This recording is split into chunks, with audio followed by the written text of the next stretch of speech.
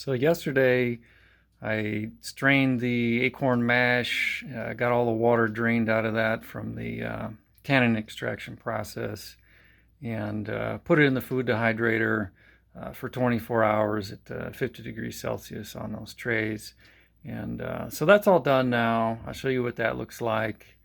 And the next stage that's going to happen is we're going to mill the acorns into flour. So let me show you what the acorn looks like after coming out of the dehydrator. This is the material that you get. It's very dry, and for it to go through the milling process, it's got to be really dry. It doesn't work if it's got any moisture in it. And actually, it's February here now, and that's even better because the humidity's low, and that does impact the milling.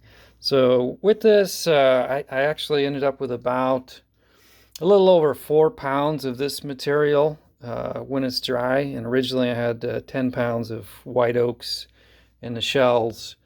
And so that the yield was it was about 41%. And for the white oaks, I've been getting the upper 30s, 40%, and the red oaks more like mid 30% in terms of weight yield from in shell to final product. So that's what the material looks like. That's going to go into the mill, and what I'm using is a Country Living grain mill that I got, I don't know, several years ago, and it came with this big pulley wheel on one side and a hand crank. You can't hand crank it, but I put on a couple, I can't remember if they're 1/4 horsepower electric motors on there that end up, and those are gear motors, so it ends up spinning this thing at like 60 RPM, somewhere in there. You don't want it to go crazy on it, otherwise you'll overheat the flour. And then it does have a hopper on it, but I extended the hopper with this. It's a cereal box. Anyways, it doesn't have to be fancy to work.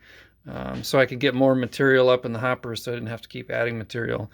And basically, I've got this set to a relatively fine setting, and I'll run that material through there, and then essentially bag it up into packages and weigh it. But this process isn't too exciting. I mean, you get to see kind of the final product here, what that looks like. It's flour, so you can use that stuff in anything, any of your baking goods. But it does take a while. I think this mill running at 60 RPM can do, I don't know, a couple pounds in an hour. So it's it doesn't take forever, but it does take a while. So I'm not going to bore you with that. I will flip it on. It's noisy as well, or loud anyways. I'll flip it on and show you what that looks like when it's running.